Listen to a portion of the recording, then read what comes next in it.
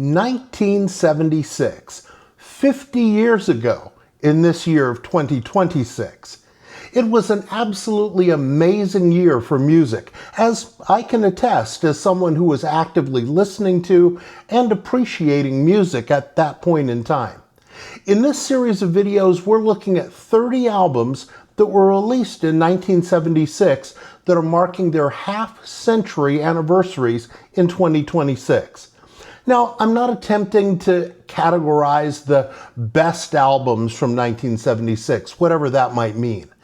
I simply wanted to take a look back at some albums that are now 50 years old that, for one reason or another, made some impression on me personally. Your list of albums from 1976 might, and indeed should, be different from mine. Today, in this sixth video in this series, we're going to revisit a 1976 album that I'm frankly a little bit surprised even made my list.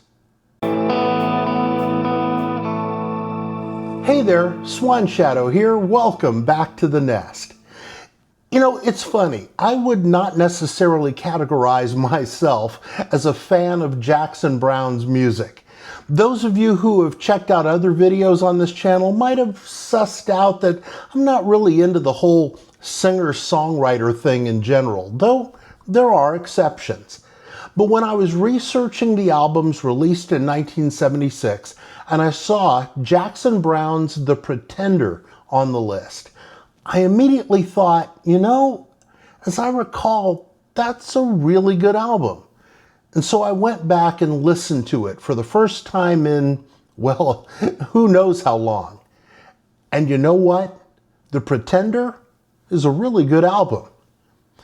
Released shortly after the self-inflicted death of Browne's first wife, Phyllis Major, The Pretender is somewhat surprisingly softer and less stark than most of Browne's previous records. In fact, when his thoughts turn specifically to the passing of his partner, as they do in the song Here Come Those Tears Again, co-written with Phyllis's mother, Nancy Farnsworth, there's a ray of sunlight suffused through the dark clouds. As typified in the title track, The Pretender is less a coming-of-age story. Think back, for example, to Browne's debut single, Doctor My Eyes, which is very much that. And it's more of a self-portrait of a man having fully come into maturity with the measure of wisdom and inner reflection that only evolves through challenging experience of life, love, and loss. There's certainly something that probably struck me 50 years ago when I first heard this album, but that resonates with me far more deeply now as an older adult. As for the music itself, there truly isn't a bad song on this album. Several of the tracks stand out among the finest works of Jackson Browne's songwriting career. Besides the two songs I've already mentioned, I'd also include in particular The Fuse, which opens the album, and Sleep's Dark and Silent Gate. Most of all, in listening to The Pretender for the first time in a long time, I'm astonished at how well this material has held up over time. In fact, while I sort of half remembered this as being, as I said earlier, a really good album, I was quite surprised by just how much more than merely really good I actually found it to be. Is it going to find a regular place in my playlist rotation along with some of its 1976 contemporaries? I'm not sure, but I did put it on in the car last night when I had a bit of driving to do, and I did not switch it off.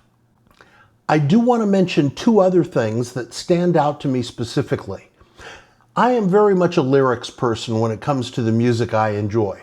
My lifelong fascination with Steely Dan is testimony to that. And there's some genuine beauty in Browne's writing on this album. The way he draws words and phrases together into imagery is quite beautiful at times. The other thing I noticed is that while I would not call Jackson Browne one of the great vocalists of our generation, his voice is perhaps average, and I might be a little bit generous there, but his voice is the right instrument for the songs that he writes. It had, even at the relatively young age that he was at the time of this recording, a sort of world-weary thoughtfulness that these words need.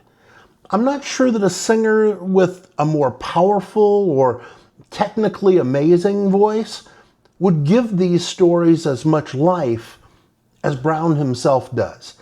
A better singer might sound like, dare I say it, a pretender. What do you think of Jackson Browne's The Pretender? Have you listened to it recently?